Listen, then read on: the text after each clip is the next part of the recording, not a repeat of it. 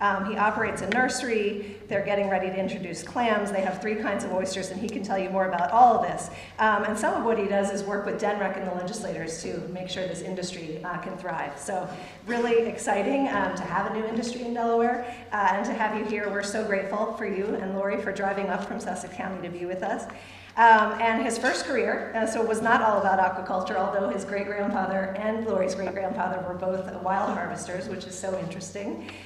He has had a career in the tri-state area as an electrician and a supervisor for Penn Central and Amtrak. He did maintenance and reliability for DuPont and Chemours. He and Lori have been married for, is it 48 years?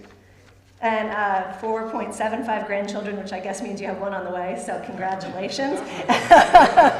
And he likes to hunt, fish, and scuba dive. So thank you, Mark, and please join me welcoming Mark Casey to Rotary.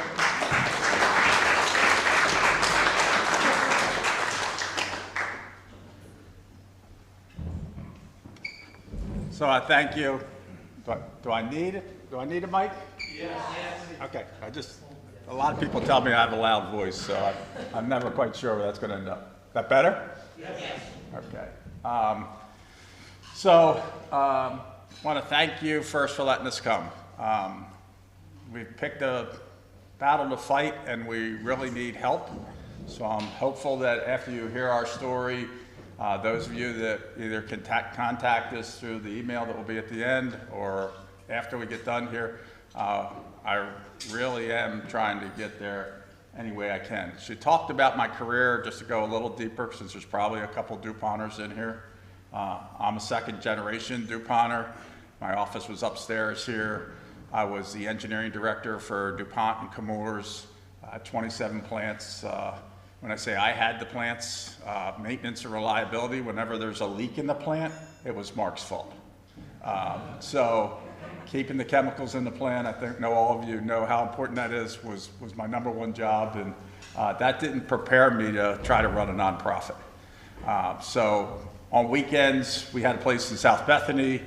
We would, I said again, hunting and fishing, loved the environment. How do we do something about it?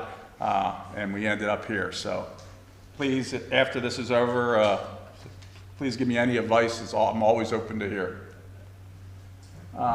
So history of shellfish, right? So we go back in time to the 90s. EPA comes in.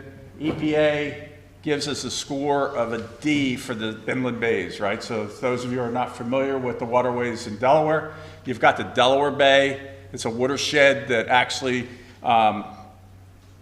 Newcastle County and Kent County drain into either the Delaware Bay or into the Chesapeake Bay. When you get all the way down lower in Delaware, you actually go into the inland bays that are behind the outer barrier reefs. So our focus is 100% towards the outer barrier reefs, those things that are in the inland bays.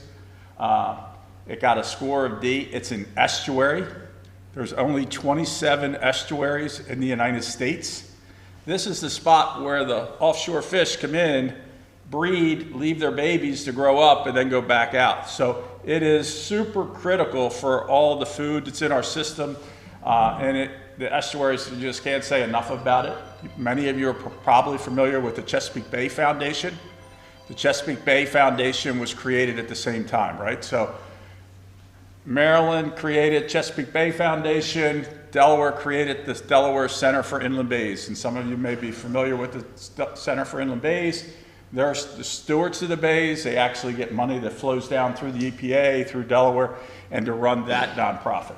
We've always worked with the Center for Inland Bays. So the legislators created that. One of the major issues for the D score was algae blooms, right? So algae blooms, right? So you got the farmers at that point in time. Nutrients are running off.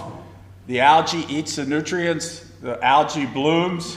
The light can't penetrate in. The grasses can't grow. The grasses can't grow. All those little babies have nowhere to live. And that really was the start of killing the bays and getting a low score. The center has done some fabulous work. The state has done some fabulous work. So those of you that remember when Carper was our governor, he was the governor at that point in time. In the Department of Ag, he created the Nutrient Management Commission. The Nutrient Management Commission is there to stop runoff. They've done a very good job there. Center for Inland Bays is going after point sources of nutrients into the waterways, septic systems. So poop, for lack of a better term, is a nutrient, right? Soap, phosphates is another nutrient. They all feed that algae all blooms and grows and kills the grasses. So, all right, how do we work on that? When the algae blooms, one of the things that people really can't get in their mind is that the algae is growing in the daytime. The sun goes in, the algae dies, and this baby oyster that's small as the head of a pin is sitting where it just sat. That algae comes down that night and lands on top of them. It lands on top of them tomorrow night. It lands on top of them tomorrow night. And before you know it, that baby oyster is dying because it gets suffocated, right? So this algae buildup or this hypoxic zone, right? So you got decayed vegetation. The decayed vegetation is consuming the oxygen out of the water. The grasses are not there to put oxygen back into the water, and the habitat is really going bad.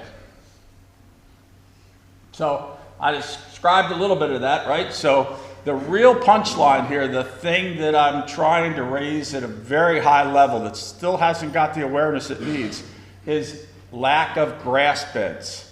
The lack of grass beds, so any of you that are farmers, any of you that may remember the dust bowls that are out west, anybody in the room remember when they used to shut down Route 1 because you couldn't make it to Sussex County because of the dust storms? Right? This dust storm that happened is really the lack of grasses. You didn't have soil coverage in the wintertime. You get these windstorms, you get this dust. That has now happened on the bottom of our waterways and we can't see it. There's no grass there to hold the bottom.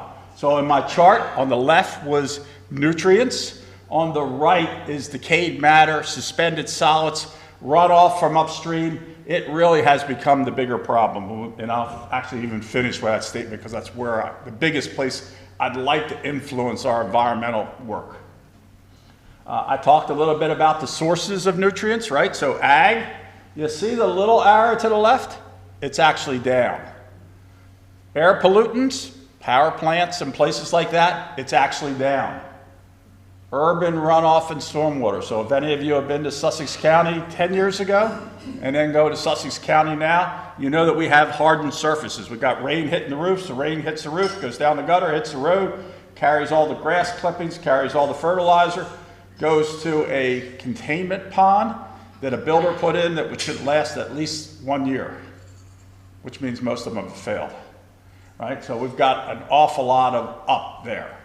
Wastewater treatment plants, we've shut down most of the wastewater treatment plants. There's no wastewater treatment plants that discharge into the inland bays now. Rehoboth still discharges 3 miles offshore, but you do see reports where Rehoboth got shut down because of that. Right? So you can't swim there. And then septic systems again are down. So this whole nutrient management piece, I think we understand it better than we did years ago, and you'll notice that I'm talking in decades here versus days, weeks, or months. But these are where the issues were and still are. So somewhere around 2000, the Center for Inland Bays says, how do we get the algae out of the water? Bivalves, oysters, clams, mussels, scallops. They all eat that. For those of you that are fishermen, there's species of fish that also eat them, and we have a lot of those fish that are now eaten. So there's lots of ways to get it out. We focus as a family on bivalves. We actually focused on oysters. So at this point in time, we have a house down in South Bethany, a canal in the back. We're working with the University of Delaware. We're shucking an oyster in the summer. How many knows you never eat an oyster without the month R, right? Anybody heard the R story when you eat oysters, right? That's because they're spawning when they don't have an R in the month, right? So we shuck that oyster open. You've got sperm. You put that in a beaker. You shuck another one open. You look at it in a microscope. You got eggs. You put that in a beaker. You stir it up, and you got in vitro. Yeah, we've been doing in vitro with oysters for 50 years. It's amazing. We take and we collect shell, right? So one of the other big problems with the bay is how much shell we've removed out of the bays.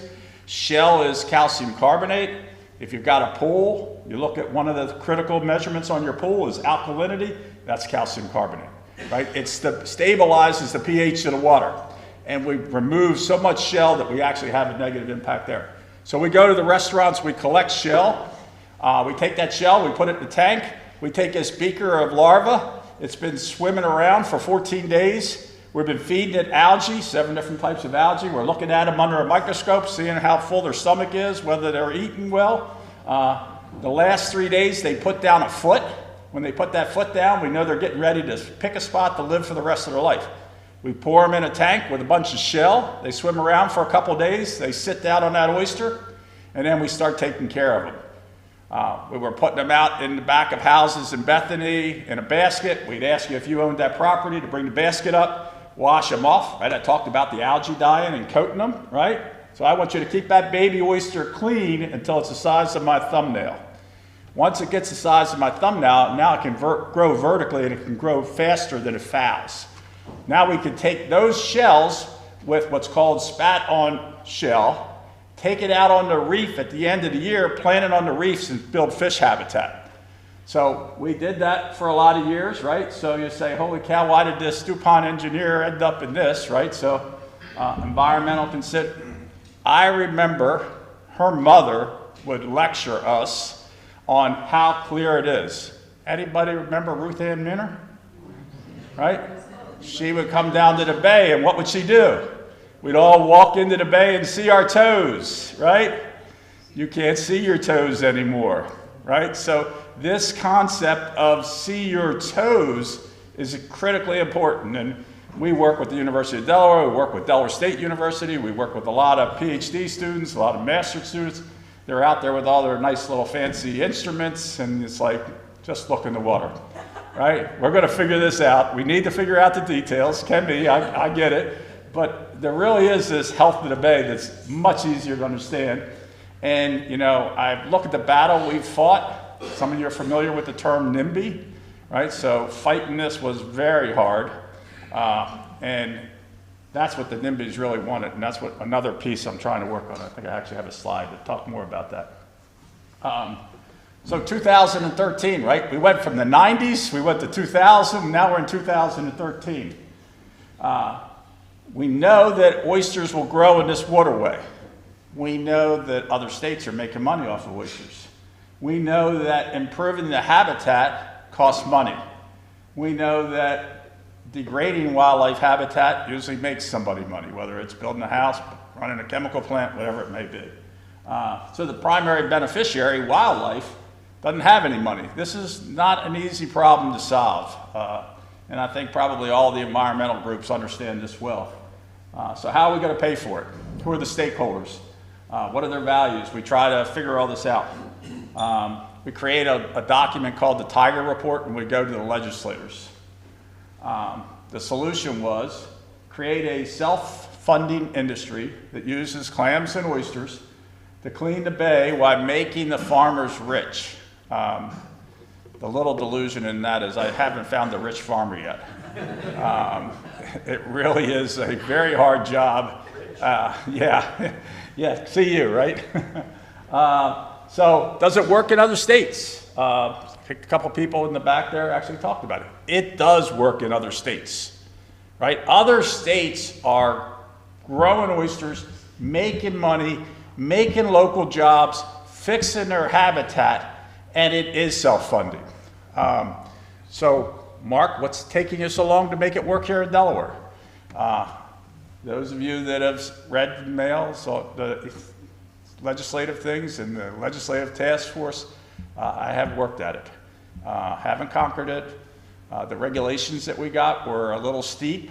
Delaware was the second to last state to legalize oysters for human consumption. And they went around to all the other states and picked the hardest regs they had and put them all together in one group for us. So we've been trying to dial it down. The current leadership in DNREC is much more helpful. The legislators are super helpful, and I am optimistic that we can get to numbers like this. New Hampshire, that's on that chart, is a pretty big piece of pie, actually has the same number of acreage as Delaware has. So it is possible. So high level, 94, EPA's here. 19 years later, we're getting oysters in the water. We go through the Denarec process. It takes us 4 years to actually get acreage out there to lease. And then we start into trying to dial it down. We just finished a legislative task force where we were able to get 3 of the harder regs dialed down. So we're making progress. The sad picture is 94 to 25 is a long time. So anybody that has suggestions for how to move faster or how to understand the system, again, I'm super open. So what do we get in Delaware, right? So I've had a couple questions here before the meeting, right? So where are these beds at? And I'm going to walk away from this and talk louder just because I got there is not a pointer on here, is there? I think there is.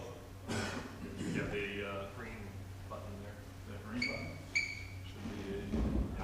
be You're the man. That's why he had that speech so good. I tell you, I was intimidated to speak, and I'm not normally intimidated to speak. So up here, this is the Rehoboth Bay. Right here, this is the Indian River Inlet. So we've got acreage here. You can see the acres over here, 128, 18, 63. There's coves in Sally's Cove. This is the west side. We had a little conversation here while we were eating that the oysters that are grown here taste different than the oysters that are grown here, that taste different than the oysters that are grown here, that taste different than here. Oysters are like wine, and if you haven't tried it, try it. It is amazing how different they taste based on how they are grown, what equipment they're grown in, and how close they are to the inlet. And the other thing, most of the revenues that we've generated for our nonprofit have actually been running tours. We take people and do educational classes with them. We take them out on the water. I'll get somebody in the water and I'll shuck an oyster for them. They'll throw it back in the mouth. Oysters taste best when you're standing in water up to your waist. It's just a fact. And I'll watch them throw it back and they'll chew it. So to eat an oyster correctly, how many times do you need to chew it? One? One? Do you chew it all? Don't chew it all. I got no. Try 20. And it's a test. For those of you that are oyster lovers, I want you to try this. Put the oyster in your mouth, and this is a raw oyster, not a cooked oyster. Chew it and chew it and chew it. And somewhere before 20, I'll be standing there looking at you, and I'll see your eyes go like this, and you will get a different taste. You will get into the marine fat. You will get some of the algae. So when you throw it in your mouth, you're getting the liquor. The liquor is just the local water. You say, oh, I like that oyster because it's real briny and it's salty. It's close to the inlet, right? You look at this oyster that's back here. Salinity up here is 32. Salinity back here is about 20. You can taste that liquor difference. But you can also tell if it was grown on the bottom or if it was grown on the top because of the type of algae it has. There are many people that grow oysters that they sell in the spring of the year that they call honey oysters because the pollen is floating on the top of the water and they grow their oyster on the top and it's eating the pollen. And when you chew, you actually taste that pollen. So next time you go out and you have oysters, try chewing them and see if you have multiple taste profiles. So back to progress. 12 years after legislation, 8 years after the lease, we've got an 82% dropout rate. My friends at Denarec were scared to death when 58 people signed up and they had to run a great big program. So they put a lot of legislation in, or regulation in, they put a lot of rules in, they made an application process so hard you had to bring a banknote to say that you could afford to spend $50,000 to become an oyster farmer to make nothing. They all just folded out. And what we try to do is get farmers back in. So we help farmers grow on our acre. They don't have to do any of that. They can learn to do it, figure out if they really want to do it. If they really want to do it, then we'll help them get through the regulatory process. So why the dropout rate, right? So we talked a little bit about NIMBY. I got a little ahead of myself there on NIMBY. I will find that green button. There it is, right? So this property value thing, so when we went to public hearing, we had a tremendous amount of resistance. Somebody asked me about US wind today. They have a tremendous amount of resistance. People look out their window and they see a windmill and they don't see the energy savings, so they see something negative. They were afraid of looking out their window and seeing an oyster farmer and saying, gee, my property value is going to go down. The reality is that, and I've surveyed a tremendous amount of people in the area, when they see the oyster farmers, they see fixing the bay. They know that fixing the bay is that picture that I showed you where you can see your feet. And the population has changed dramatically. They really, really support us. They know that if they're going to put their kids in the water, they want the water to be cleaner, so it's good for their family's health, right? And some people that were against this, really it was part of their job, whether they were in the Army Corps or whether they were in a part of the Delaware. And I get that they're just trying to enforce regulations because somebody came to a public hearing and said they wanted a kayak through that area. So it is a very hard thing to do. The good news here is that, I'll find it. Oh, I didn't find it. Wrong button. Sorry. My thumb is just way too big for that, right? So this NIMBY piece is really going away. And it really has turned into a community that really, really supports us. And the legislators really, really support us. So come over here, regulators, slow to make change. I really don't know how to get faster change in regulation. High support here, high support here. And really we're working with ag now to get a young farmers program and to give financial support. So there are a lot of programs for young farmers on land. Getting these young farmers for somebody that's in the water is tougher. If you remember my headshot, it was in the ice.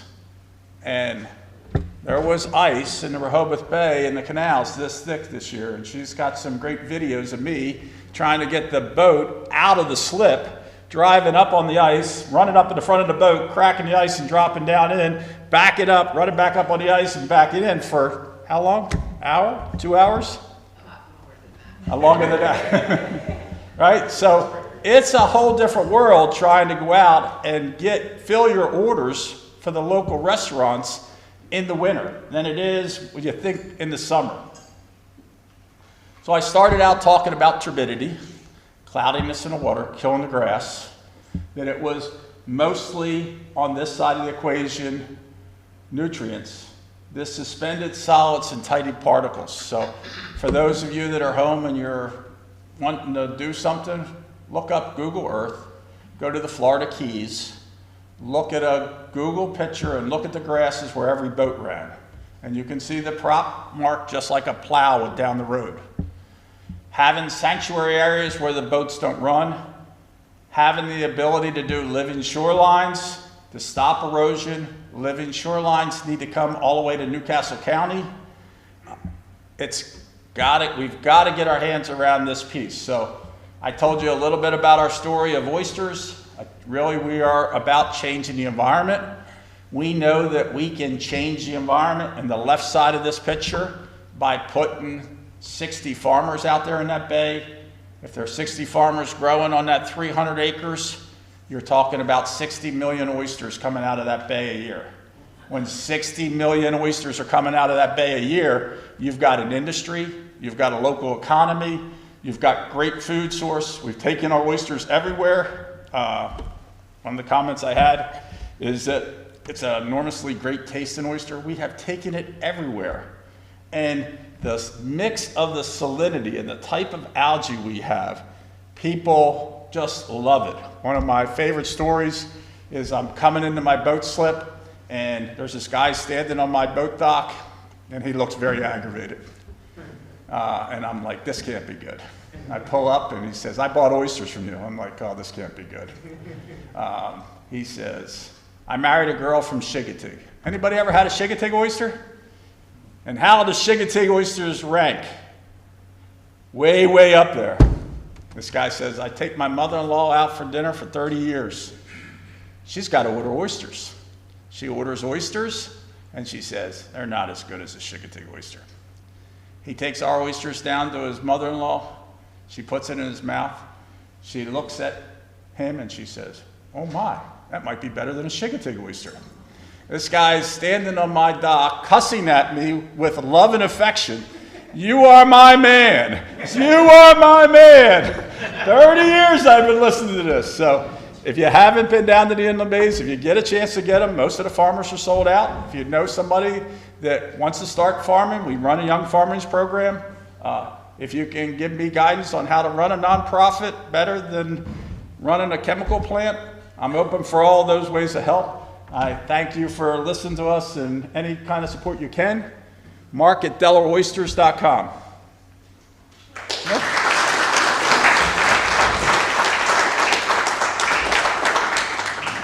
Questions? Is that what you want me to do? Oh, they're coming with a mic. What are the main roadblocks or bumps in the road that are slowing you up? All right, so the first question I got was, what are the main roadblocks that are slowing us up, right? So there's still some regulatory things that make the application process terrible. I had a young farmer come to me the other day that we've now put on our farm growing. He said, I called the Denarec contact person. I've had to hang up on her 3 times because she's trying to explain it to me and it's so complicated I can't take it anymore. I call her back 2 days later. So simplifying the application process is huge. Our second biggest problem is that all of the boat slips and boat ramps that were put in Delaware with public money were 3/4 funded with recreational fishermen funds. Denarec's interpretation of that recreational fishermen's fund is that it's aquaculture farmers can't use it. So we've been threatened from day one, if we get 1 complaint, you guys are not allowed to use anything. So longevity of getting 60 million oysters out of the water, we've got to have a waterway to highway system.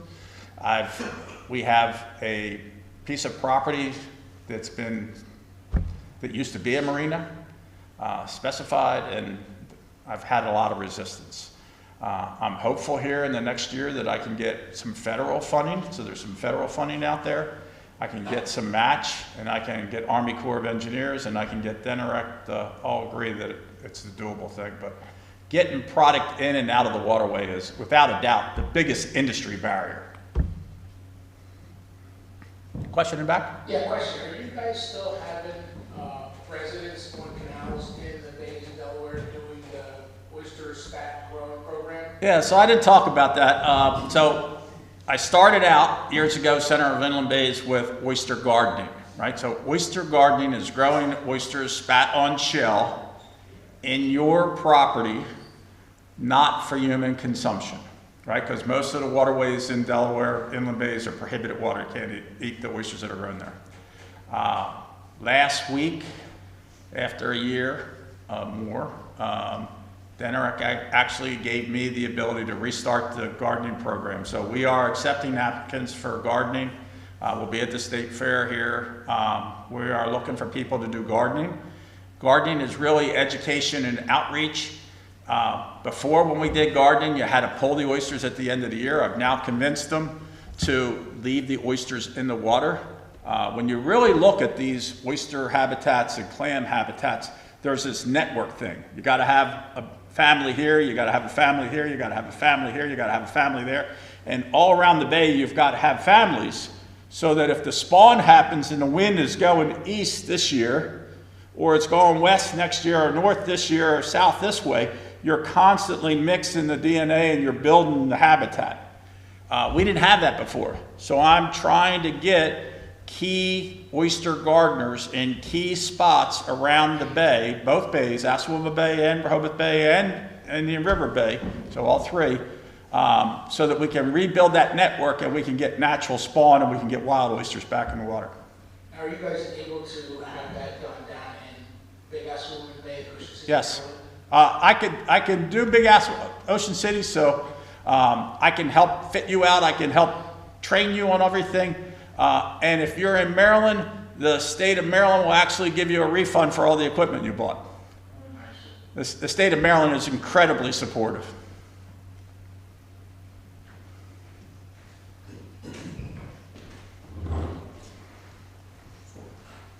Hi, Mark. Thank you so much. I'm a huge oyster lover, and you just taught me something that I'm going to implement the next time I enjoy oysters.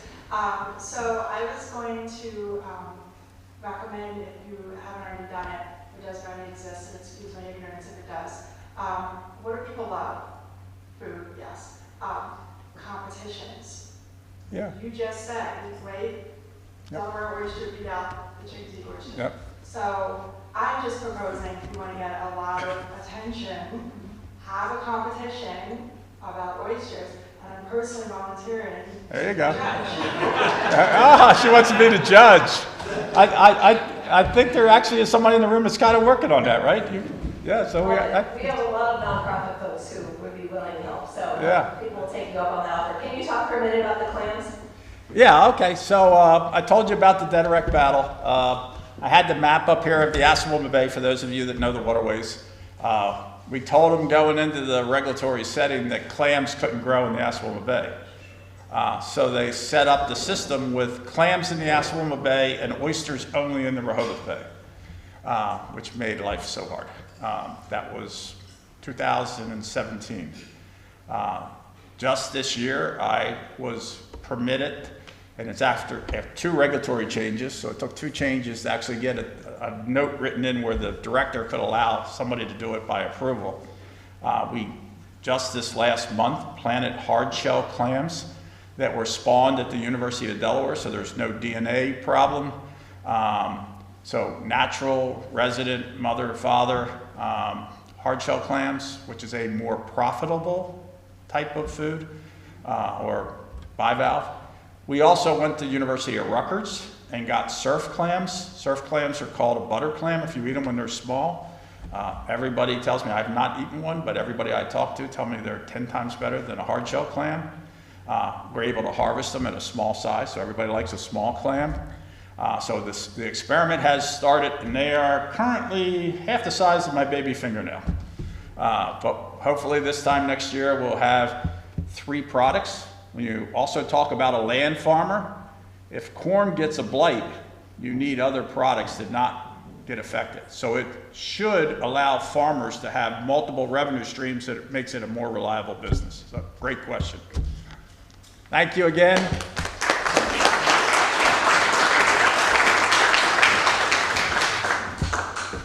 Thank you, Mark. That was, what you're doing. Honestly, it's inspiring that you're, just putting your time, your effort, your resources into what you've created.